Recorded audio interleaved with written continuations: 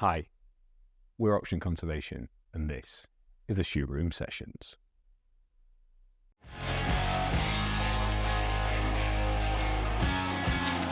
Welcome back to the Shoot Room, El. No, thank you for having me. Special episode today. Yes. You and I have been talking about this a lot, and we thought there were some lessons to share with other people who might be having similar fun to us. Some helpful tools and techniques, maybe. Fingers crossed. Yes. So our opening line is, we believe in being radically transparent about what we do and why we do it. Yeah. Why on earth is that important? I think it's vital. It's vital that communities know what we're doing. It's vital that organisations that want to be a part of us know what we're doing. But also it's vital for our culture and us as a team. Like, we want to be sharing not just the highs, but the lows, the good and the bad, because otherwise, you know, we're lying. I couldn't agree more. Oscar Wilde quote, life's hard enough without adding impersonation to the list of skills you need. I just find it so freeing. In previous jobs, public sector wise, I was asked to lie a lot about stuff, the reasons we were doing things, about budgets, about why people couldn't have things or could have things, and why you had to be seen to be doing the right thing. And I just hated it. It just left me so tired and stressed and demoralised that I didn't like the person I was being in that environment. Well, you change person, right? Because then I had the exact same thing in a previous role, and you had to learn who you could say what to which group of people, be that internal and external. That's what we found on podcasts, right? What? So the people who are great podcast guests are the ones that are really honest and don't have a public and a private persona. Whereas when we've seen people sit there who have that public face, they can't answer the questions because they get stuck. They're like, oh, which person am I being answering this? And that's not their fault. That's what they know they need to do because of the role they're in. Probably often really corporate roles or public sector or places that are very specific on what they can and can't say. And we just want to be the total opposite. I agree. And it's come through so strong in recruitment as well. And the feedback we get on the channels about we're being honest about it. Yeah, absolutely. And I love that we've had that. We've had that through when we're doing initial interviews now for our internship. They're like, wow, you're just telling us everything on the phone call. It's like, it's a two-way street. We want you to know who we are so that you either say, yes, you're the company I want to come be a part of, or not. Andrew's going to kill me for this bit, but when Andrew, our head of people, and I did a podcast, I talked about if a candidate wrote in and asked for the interview pack, I'd give it to them. And they did for this show.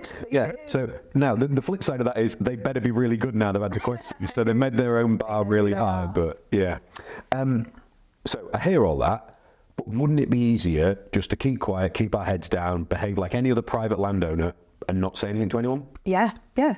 But miles easier. No one. Why don't we do that? What are we doing?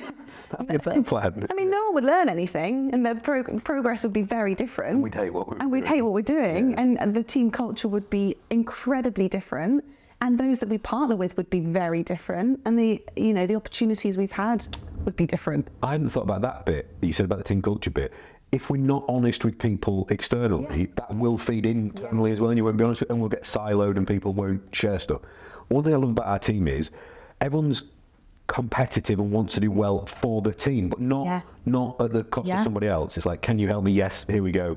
We've all got each other's backs, and it's beautiful, but we've all got each other's backs in supporting them with their expertise. You're having trouble with that, I know that, I'm here, let's go, let's kind of spread the word on that and help where I can, and that's a beautiful thing. It's rare and it's beautiful, and I'm really glad to be a part of it. So we've now decided we're going to reject the premise that being quiet and not telling everybody is easier, and we're going to choose a hard path. Knowing we're going to do that, how do we try and be transparent? What are some of the channels we use? Well, you've orchestrated the plan. Definitely not alone. I've got a fantastic team, all of you lot.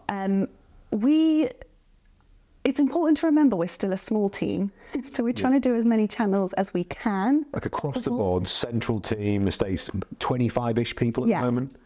Across 10 estates? And that's including site teams as well.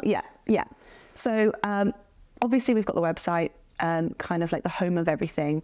We've got podcasts, which is fantastic. We're seeing how that's helping people learn about us or learn to want to be a part of us or work with us. Thank you for the response on that, all of you out there. It is amazing. Getting messages from people saying, oh, we were making them laugh on their run to work, or we made a bad day better, or they've learned from it, or awesome to get that feedback. Feels me. We've got our newsletter now, which anyone can sign up for, which goes out monthly, first Sunday of every month. And it's called? field notes. Very cool. Because it literally is the notes from the field. We've got site events, which happen kind of sporadically depending on what activity we've got going on across the portfolio. 1 or 2 per estate per year, sometimes more. We are growing, so what's really important to note is we don't kind of bulldoze in, communicate where we think is the right avenue and then just start. We kind of, how we treat land is the same as how we treat comms in an area. So we've just started talking with Esgarath in their local newsletter, same with Manhattan down in Leon, their local newsletter. We're exploring in Vigeldes for their local newsletter. So eventually, I'd like to say in the next few months, we'll have those comms on every site if there is an appropriate local newsletter. And a desire for it. And a desire for it. Yeah. How many magazines have we done and editorials and interviews have we done this year? And then yourself, we are active on LinkedIn, but what's really exciting is that you share your voice, which, let's be honest, it's interesting when you had Freya on, you're so right, your voice is interlinked with OC. Yeah. But you share your own opinion on certain topics that are quite challenging topics in the conservation world. And you're really transparent about that you don't even have all the answers sometimes, or you're transparent about what you do and disagree. A lot of them. Yeah, but it's important for people to be able to have that access to seeing that that's what we think and feel and know. I think Abby worked out we'd written 50,000, 60,000 words on LinkedIn this year in terms of blog pieces and things. And that's all the external stuff we're doing. We've done almost 150,000 words internal reporting and writing. And then we do about 3,000 words a week internal for the team and the board to read and understand. And that's really vital because we all learn any key activities that happen from another team member we can explore. And internal, it grows. So internal, we have our quarterly meetings. Internally, we have our weekly meetings. Internally, we have every other month team activities that are team building, which is such a cool word. Ours isn't, team building. It's really cool. I'm not sure free diving, theory. It's not like your typical team building. It's proper adventures, but that's part of us, right? Environment, impact, adventure. Yep. And we do that both internally and externally. And then Instagram channel in terms of stuff. Instagram. A lot of video on the website as well. Yep. Lots and lots of images. Josh, how many photos do you think you've taken this year? You've got to be getting close to. Is it 40,000? Yeah.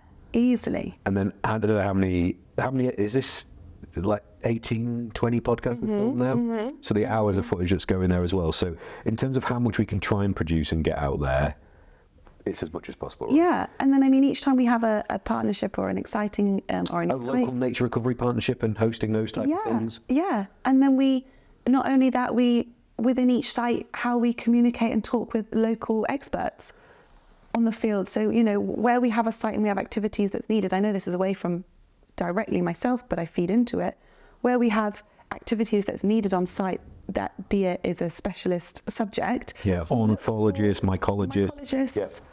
We look for who is in the area that is an expert in that field, to be able to kind of provide more work to areas that are quite, You're totally right about the local bit. So, there's not to mention, we currently have around 30 people living in the rural families, not people, families living in properties. This engagement with those as well, and with the estate managers on a day-to-day basis, and the neighbours and the tenants and things like that. In some regards, that's why we always talk about positive environmental and social impact. That communication is the most important thing we do. And there are more people living, more families living on OC estates than there are people in the OC team. I hadn't realised that until today. Oh my goodness, you're absolutely right. Yeah. And that's not to mention the tourism visitors that come to places and stuff. Yeah. Okay. So we've had some. What's your favourite channel, by the way? Communication channel.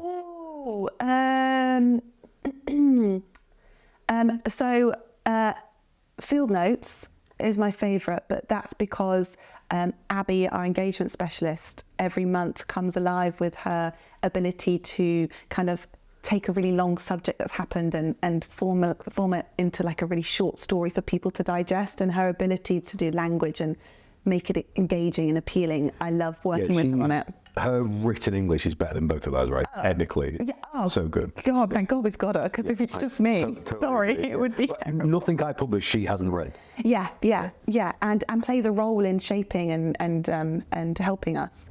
So I love that channel, but I do also love LinkedIn. I know that's very generic, it's a much bigger channel, but I love the response we get and the interaction, because when you do a newsletter, it's one way. Yeah. When you do LinkedIn, you get a feeling back. It's like that I love. It's like a nice version of Twitter. Yeah. No, I can't do Twitter. No, you just Can't end up do it. fighting with everyone. Yeah, I can't do it. Yeah. So for me, it's this, because I love the conversation and the people we get to showcase. The environment sector is going through such a growth period and so much changing. There's so many incredible people.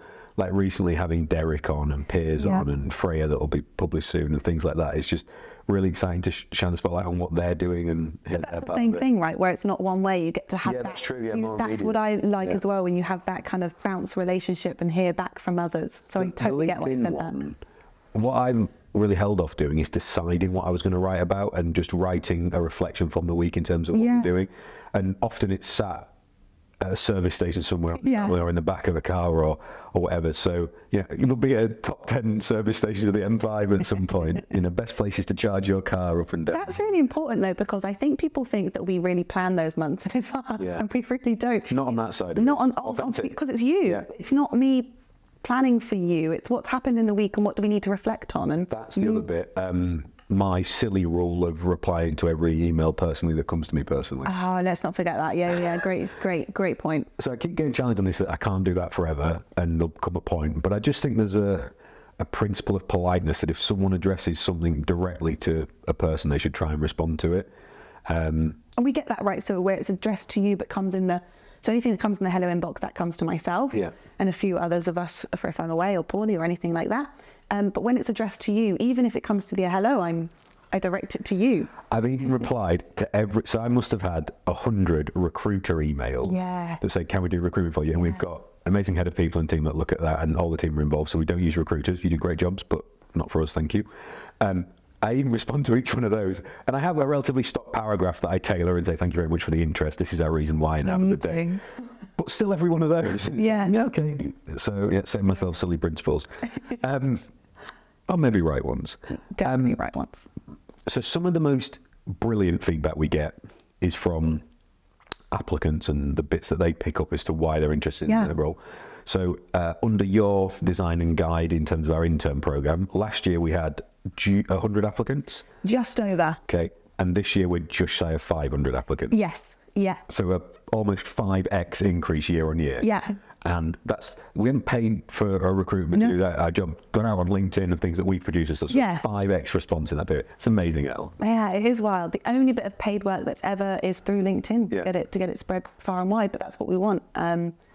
It's been a really fun process because the feedback we've had from that has been overwhelmingly positive. When you see someone, even people that we've even had people that said, I haven't found a role that's right for me. This internship isn't right for me, but I just want to say, bloody love reading this, and thank you, for changing the way we're doing recruitment. And I was like, I love that someone took the time out to even say that, let alone the people we've had that have applied. And they've done so much work as well. Often they're coming through and they've read all the articles and watched videos and podcasts and quoted stuff and all the bloopers videos. They always say, they're like, hi, I've actually watched you, and I'm like, oh God. Yeah, you have. Or people are finding that from the shoot room, right? So we had a very special friend of ours, if he's listening to this, Adam out there, who arrived at Invergeldy saying, is Uncle Dave here? Because he'd listened to Dave's podcast and wanted to meet Dave. And I've had this a few times now where I'm having a conversation with someone where, I've heard this story. And I was like, oh, right. And that's another reason why you've got to be honest and transparent. You've got to. Put it out there and be as... I totally agree. And I love how what's been really beautiful that I was not expecting was how the podcasts have helped. So we haven't just had our intern application, we've had a couple of other roles out there at the moment. And the response back to those has been really interesting as a result of our podcast. So one, for example, was for quite a challenging role, and they replied saying, I actually now understand fully what you do from a natural capital perspective, having watched Chris's podcast. Thank you so much. Yeah. And I'm like, oh, yes, this is so delicious. Love it. So, not all positive though, Elle. No, we've had some challenges. So we get the strange, the ranting, the unusual, some pretty hurtful, some thought-provoking. I remember our first climate change denier. We all whooped and hollered and high-fived virtually on that, knowing one of those had come. Lots from the pro-hunting and shooting lobby. Yeah. And they're the ones that confuse me the most, I think, because often the tone is the person going, I really like shooting. You should like it too. Yeah. It's not you're stopping me shooting, or I'm not, it's just I don't like that you don't like it. Yeah. And I find that really difficult to understand why the compulsion to share that. I don't know. Yeah, I love that we get criticism because it I mean, we invite it, right? We The invite reasons to it. criticise on the website. 100%. We Please invite keep it. coming. Keep it coming. Yeah. But the good, the bad, what you And we've like. changed stuff as a result of it in terms of people That's why I love it. X, Y, or Z. That's why I love it. We've developed things, we've changed things, we've modified things down to our language and Capital letters. styling. We've got this amazing feedback about so we like capitalisation in terms of headers and articles and stuff, right? And we got the feedback through that it was difficult for some people to read based on learning differences.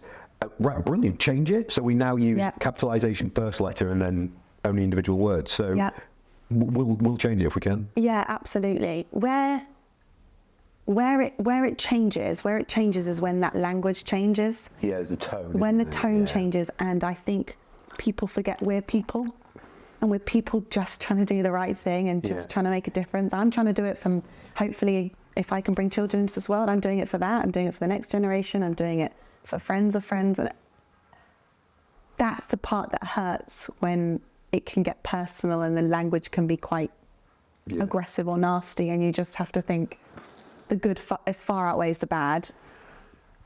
What in this are they trying to tell me? What can I learn from it? And what do I actually need to respond to it? Because we still respond to them. Yeah, all of them. We still respond to them. Yeah, even if it's thank you for your feedback, we appreciate your perspective. We have a different view. Yeah. The one yesterday fits that, I think. The person that wrote in, very well worded, a person we know saying, you are not doing enough to engage locally at this site. Yeah.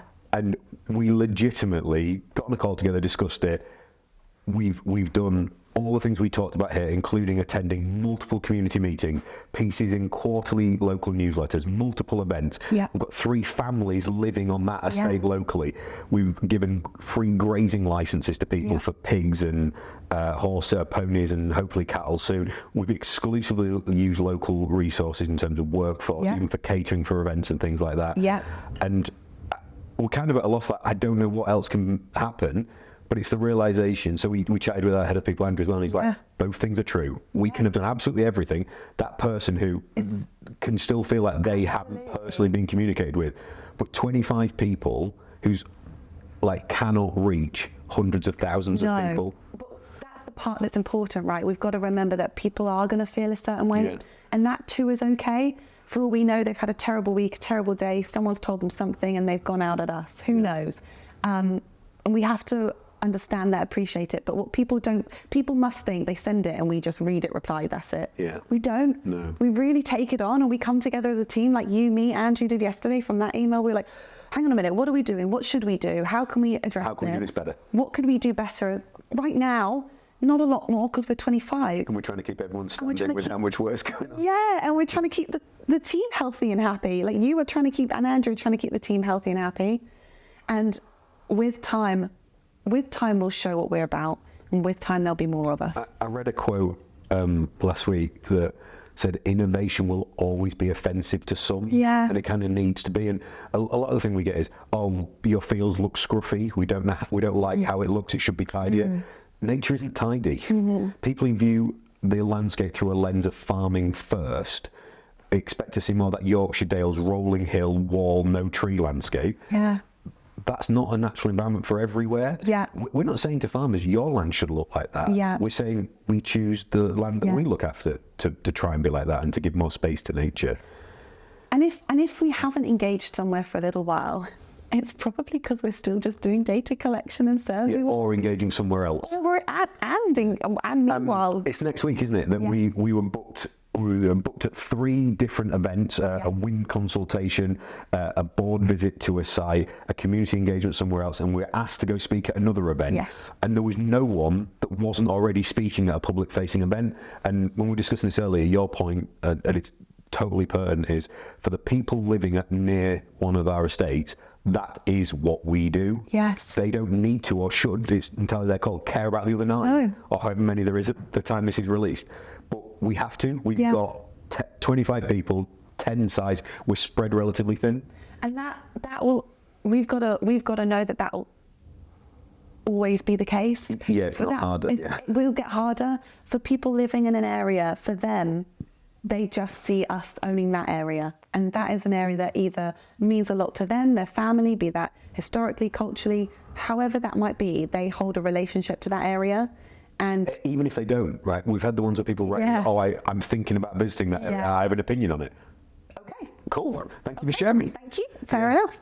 And I just wish people knew how much we take it on, how much we care, and how much we. There's a really great example you did that yesterday. This person that approached us about. So we'd love to see wind at Invergeldy if it's suitable environmentally and socially and economically there. If it is, great. We had someone writing saying, well, that area might be a national park in future. You shouldn't think about wind there. And my view is I don't think national parks have done what they set out to do in terms of improving the environment. Yeah. And to that end, we invited on someone senior at the National Parks Authorities to come and talk about their view of it. And that's the other way we'll try and do this as well. If we can say, okay, there's a different view on this, let's invite someone into the shoot room who knows more about that than we do. Yeah. And have that conversation. Yeah, and that's like that's the best way to do it, because you're sharing information, you're learning. And we're learning too. And we're learning too. And hopefully, they might walk away learning something about us and go, oh, actually, that's a really good point. Let me go back to so-and-so and discuss that more. So speaking of learning, this is the bit where I'm going to ask you to share with other people what are your key hints and tips on, you get that horrible email comes through that feels hurtful and personal. How do you deal with it? How do you not let it weigh on you too heavily? It's probably like 3 or 4, maybe 5 tools and techniques I do.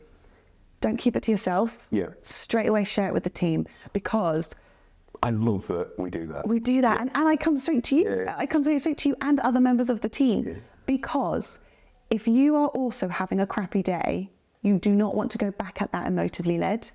You need to respect and understand that person's feelings as well. So discuss it with your team. Express the approach you want to take and see if they agree. And we talk about it. Continue being transparent. Yeah. We say we're transparent. Be transparent back. And we mean that in the respect of, like, not stock political answers. No. Are you going to do X? Yes, we are. Yes, we are. Why is, you've said this, is that true?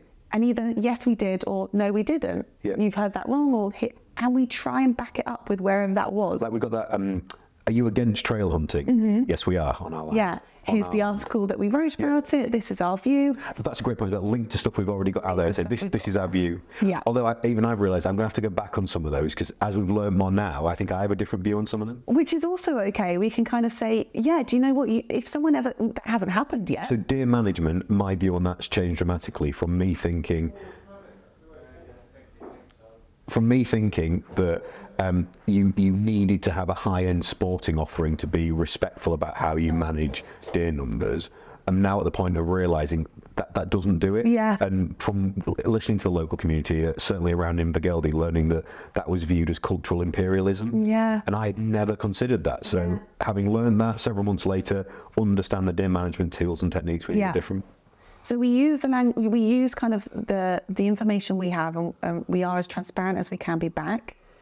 Always thank them. We appreciate that they're coming forward and that they're sharing their views. So also reflect on it. So I try, don't get me wrong, if it's incredibly aggressive and there's no point to it, there's nothing being said other than aggression. Yeah. There's not a lot I can do with that. No. Thank you. But a big tool is, what I did yesterday was, after quite a difficult day, I looked through some recruitment. I'll go find the positive one. And I found the positive. Because they outnumber the negative 10 to 1, 20 to 1. But as humans, we hold on because that emotion is stronger. So we hold on to the bad or the negative, and it stays with you and it sticks to you. And you have to look at it and go, no, it's okay. That's that person's opinion. put it here, I'll answer it, I'll be as honest as I can, I'll share as much information as I can. If it's not me, I'll invite the team in of the experts that can answer it. And yeah, then remember the good. Elle, that's perfect. That's all the time we have. It was such an important topic that'd be such a feature of our week. I thought touching on it would be a great idea. Yeah, me too. Thank you. Bye, guys. Bye.